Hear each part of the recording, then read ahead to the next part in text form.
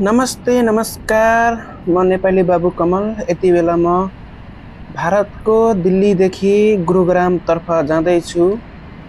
यो तपाईलाई भन्नु पर्दा म यति बेला अन्डरग्राउन्डमा छु। यो अलिकति लामो छ यो अन्डरग्राउन्ड। यहाँदेखि बाहिर निस्किनको लागि कमसेकम 1 मिनेट लाग्ने छ। मैले यो भिडियो किन बनायो भनेर सोध्नु होला। यो म अन्डरग्राउन्डमा जाँदै गर्दा मलाई एउटा कुराको याद आयो। त्यो याद सिद्धा बाबामा बन्दै गरेको यो अन्डरग्राउन्ड यो यसरी नै बन्ने हो कि अर्कै डिजाइनले बन्दैछ।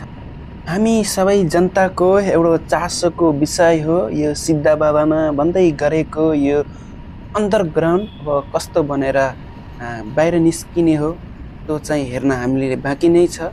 यो सानो झलक मैले तपाईहरुलाई देखाइरहेको छु। साथीहरु म यति बेला अन्डरग्राउन्डबाट म बाहिर निस्किसकेको छु। यो बाहिरको दृश्य चाहिँ यो गुरुग्राम सायद जस्तो लाग्छ। यो दिल्ली नै हो होला।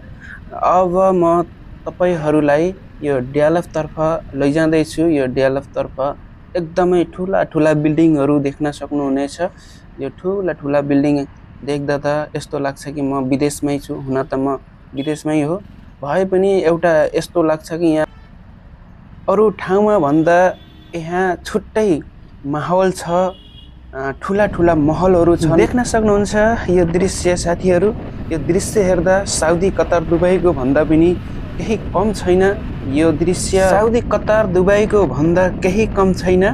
हामीले देख्न सक्छौं यहाँ जमिन मुनिबाट पनि गाडी गुडिरहेको छ। जमिन माथिबाट पनि गाडी गुडिरहेको छ। जमिन भन्दा माथिबाट पनि एउटा रेल गुडिरहेको छ। यो भनेको विकास भएको एउटा देश जहाँ हामी झुमिरहेका छौं, घुमिरहेका छौं, मजदुरी गरिरहेका छौं अथवा जब भनौं या मजदुरी भनौं। यो देख्दा एकदम खुसी हामी छौं र नेपालमा पनि यस्तै विकास कहिले हुने हो भन्ने हामीले दिनरात सपना देख्छौं। तर नेपालको राजनीति अलि फरक भएको हुनाले गर्दा विकास त्यति खासै राम्रो देखिँदैन। पहिला भन्दा त केही विकास त देखिन्छ तर त्यति डेभलप भएको नेपाल देखिँदैन। यहाँ देख्न सक्नुहुन्छ यो गुरुग्राममा यो पहिला कस्तो थियो र अहिले कस्तो छ। अहिले त पुरै विदेश भन्दा अझ डबल विदेश भइरहेको छ। देख्न सक्नुहुन्छ साथीहरु।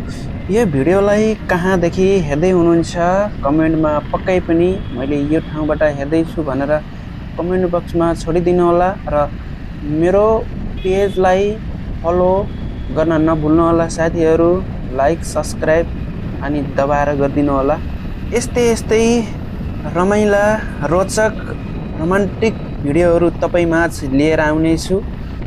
यो अहिले ट्राभल्स गर्दै गर्दा तपाईमाझ यो भिडियो पुर्याएको छु। कस्तो लाग्छ सुझाव सल्लाह प्रतिक्रिया दिँदै गर्नु होला।